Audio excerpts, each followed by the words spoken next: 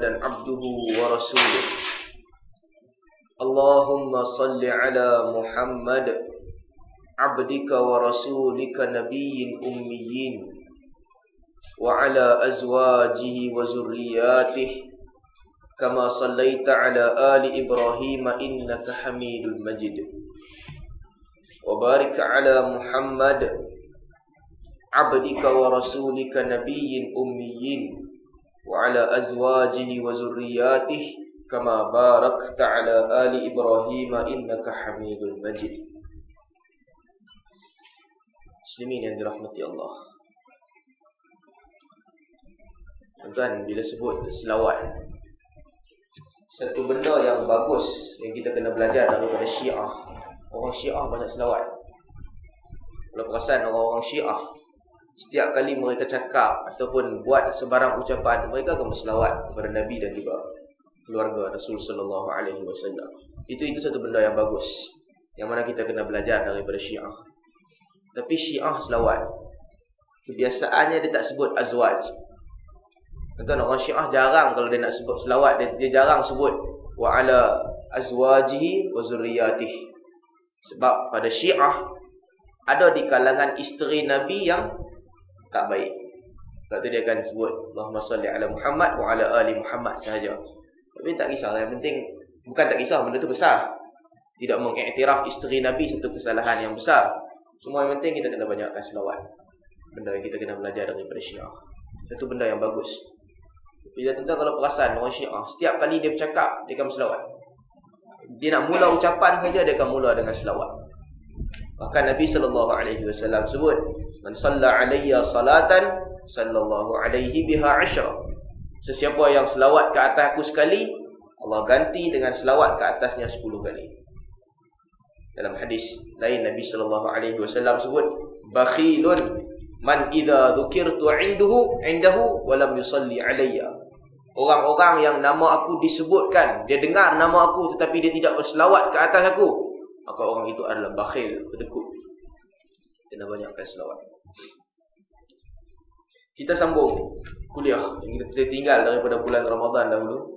Kisah Ali bin Abi Talib radhiyallahu anhu. Kita dah habis cerita Abu Bakar, Umar, Uthman dan cerita Ali. Dan cerita Ali pun macam cerita Uthman dan juga Umar, cerita yang dramatik. Kalau kita masih ingat di mana hadis Nabi SAW naik ke atas bukit Uhud, bukit bergoncang. Maka Nabi kata, mahlan ya Uhud, berhenti, sabar ya Uhud. Fa inna alaika, kerana yang berada di atas Uhud ini adalah Nabi, wa Siddiq, wa Syahidan. Yang berada di atas bukit Uhud adalah Nabi, Siddiq, Abu Bakar, Syahidan. Abu Bakar, Umar dan juga Uthman. Ali juga syahid. Disebut Ali juga dalam hadis yang kita akan jumpa. Nabi juga sebut perihal tentang kematian Ali radhiyallahu anhu. Muslimin yang dimuliakan, Ali radhiyallahu anhu, anak kepada Abu Talib, menetap di rumah yang sama dengan Nabi SAW, di mana Nabi selepas kematian datuknya Abdul Muttalib, Nabi tinggal dengan Abu Talib. Dan Ali juga menetap di rumah yang sama. Cuma perbezaan umur antara Ali dengan Nabi SAW jauh. Perbezaan lebih hampir 30 tahun. Sebab ketika Nabi SAW diutuskan menjadi Rasul, umur Nabi 40 tahun. Pada ketika itu Ali baru 9 ataupun 11 tahun. Beza 30 tahun. Tapi mereka membesar di rumah yang sama, antara Ali bin Abi Talib dan Nabi SAW.